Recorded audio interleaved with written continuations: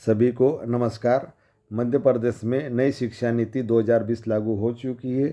BA, BCom, BSc आदि प्रथम वर्ष के विद्यार्थियों के लिए नई शिक्षा नीति 2020 में प्रोजेक्ट कार्य या इंटर्नशिप आदि करना होता है। ये सब किस तरह से किए जाएंगे और इसके क्या नियम है, इसमें कौन कौन से प्रपत्र होते हैं और इसका मूल्यांकन किस तरह से किया जाता है आदि बातें हम इस वीडियो में सीखने वाले हैं। यदि आप इस चैनल पर पहली बार आए हैं तो चैनल को सब्सक्राइब कर दीजिए ताकि आने वाले सभी वीडियो आप तक आसानी से पहुंच सके। परियोजना कार्य, शिक्षुता, प्रशिक्षुता और सामुदायिक जुड़ाव एवं सेवाएं, इन चार में से कोई एक आपने चयन किया होगा और इसके लिए आपको प्रोजेक्ट बनाकर कॉलेज में जमा करना है। उसके लिए क्या नियम है वो हम देख लेते हैं। विद्यार्थी शिक्षक की सहायता से प्रोजेक्ट के विषय का चयन करेंगे। इंटर्नशिप, अप्रेंटिसशिप लेने पर मान्यता प्राप्त फर्म, संस्थान से गतिविधि पूर्ण करना होगी। परियोजना कार्य कॉलेज के प्रोफेसर के मार्गदर्शन में पूर्ण करना होगा। सभी गतिविधियों में विद्यार्थी को प्रोफेसर को रिपोर्ट करना अनिवार्य है।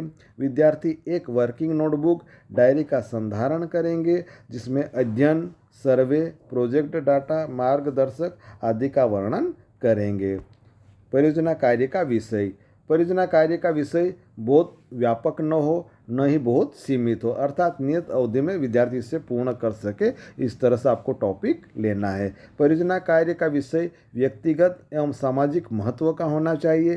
प्राप्त ज्ञान एवं कौशल का मापन व अवलोकन स्पष्टता के साथ किया जा सके।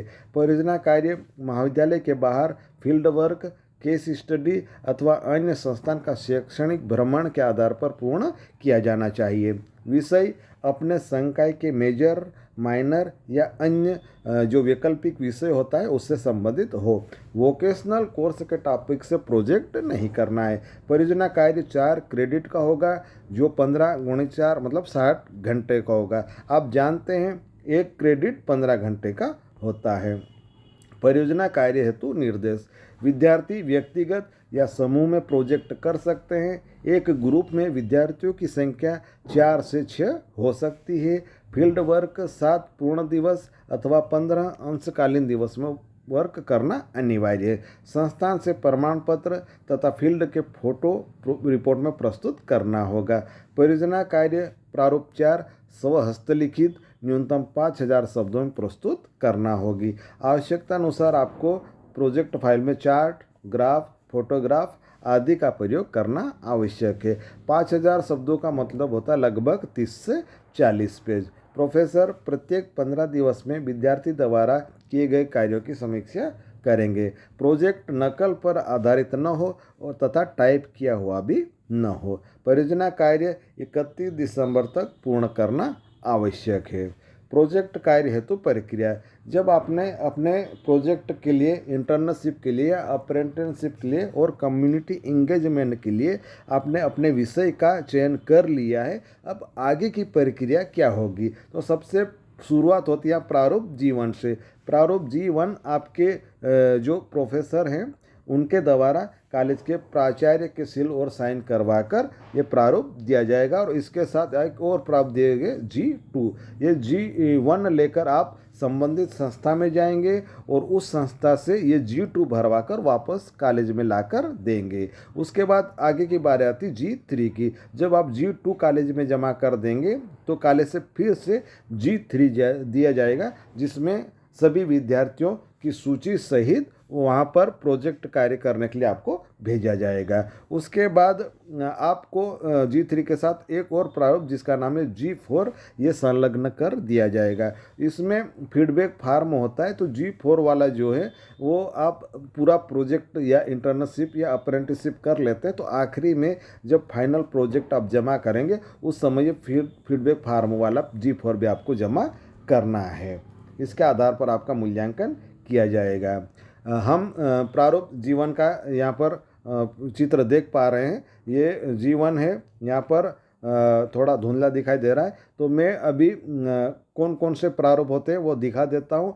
अब अगले वीडियो में इनको किस तरह से भरना है ये वाला भी बताऊँगा। ये वाला G2 है, जो आपको संस्था द्वारा वापस भर कर दिया जाएगा। ये G3 है जो कॉलेज द्वारा संस्था में जाने के लिए दिया जाएगा, और ये G4 है जो फीडबैक फार्म जिसको हम कहते हैं।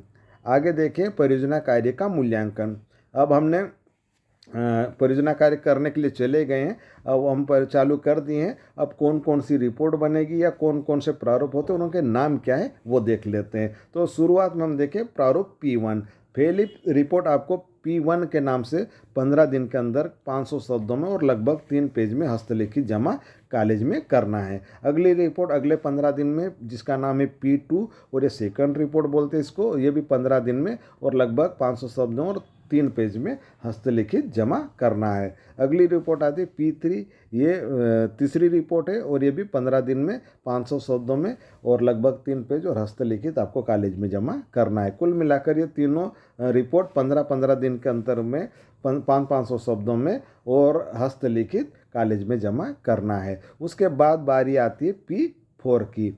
P4 ये फाइनल प्रोजेक्ट है, ये भी अगले 15 दिनों में जमा करना है, और इसमें शुरू की जो 3 रिपोर्ट थी उनको सम्मिलित करते हुए आपको लगभग 5000 शब्दों में ये फाइल बनाना है। 5000 शब्दों से मतलब है 30 से 40 पेज, और ये वाली जो रिपोर्ट है वो भी आपको हस्तलिखित बनाना है। 7 पूर्ण दिन या 15 अंशकालीन दिन के लिए फील्ड वर्क भी करना अनिवार्य है। अब हम देखते हैं मूल्यांकन। आपका जो प्रोजेक्ट है या फील्ड प्रोजेक्ट या इंटर्नशिप या अप्रेंटिसशिप या कम्युनिटी इंगेजमेंट जिसको बोलते हैं हम, वो कितने अंकों का होगा, तो वो 100 अंकों का होगा। मूल्यांकन कैसे होगा, 2 भागों में बटा है, आंतरिक 50 अंक और बाह्य 50 अंक। जो आंतरिक 50 अंक है वो 3 रिपोर्ट जैसे आपने P1, P2 और P3 सौंपी है, उसमें से 2 बेस्ट के आधार पर 50 अंकों का मूल्यांकन किया जाएगा।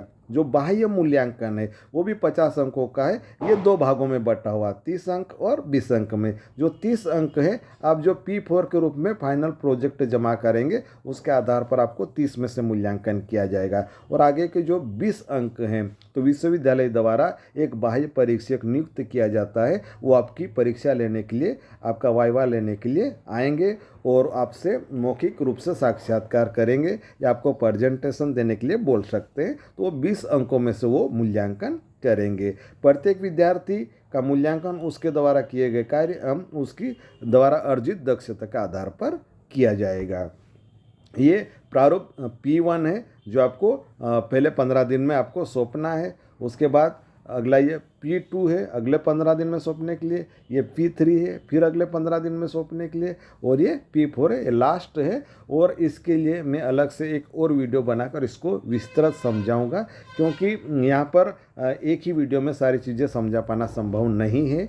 आगे देखिए, प्रोजेक्ट, शिक्षुता, प्रशिक्षुता और सामुदायिक जुड़ाव, इनमें क्या अंतर है, तो लगभग ये चारों एक समान ही है, थोड़ा सा मामूली अंतर है। तो प्रारूप की बात करें तो प्रारूप जैसे G1, G2, G3 और G4 ये सभी के लिए समान है, केवल नाम में अंतर है ना। जहाँ प्रोजेक्ट लिखेंगे वहाँ शिक्षुता आ जाएगा या प्रशिक्षुता आ जाएगा या सामुदायिक जुड़ाव आ जाएगा, प्रारूप सभी यही रहेंगे।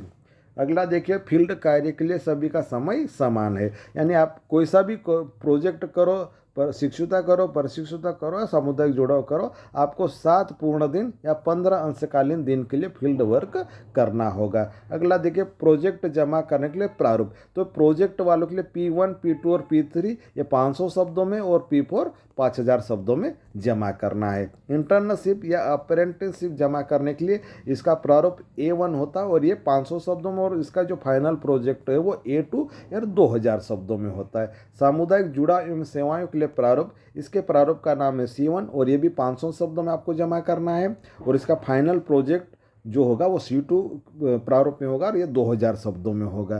तो आप इस तरह से देख लीजिए, ये 4 रिपोर्ट में जमा करना पड़ेगा, और अंतिम रिपोर्ट 5000 शब्दों की, ये 2 में जमा करना, अंतिम 2000 शब्दों में, और ये भी 2 में करना और अंतिम 2000 शब्दों में आपको जमा करना। इसके जितने भी फाइनल जो सबमिट का प्रारूप लगभग समान है। जैसे मुख्य प्रपत्र है तो समान रूप से लगते हैं, जैसे मुख्य पेज, विद्यार्थी का घोषणा पत्र, निर्देशक का यानी आपके प्रोफेसर साहब का घोषणा पत्र, संस्था का प्रमाण पत्र, आभार, अनुकरणिका, ये सारी चीज़ें लगभग समान है। सारे प्रपत्र समान है। आपका थोड़ा जो प्रारूप है ये वाले अलग अलग हैं, बाकी आपकी जो जगह है वो अलग है, बाकी लगभग मिलते जुलते ही हैं ये सारे चारों चीज़ें। तो आपको इस तरह से ये पूरा करना है। यदि आपको वीडियो पसंद आया, समझ में आया, या आपके मन में कुछ और क्वेश्चन है तो आप निश्चित ही कमेंट बॉक्स में लिखिए,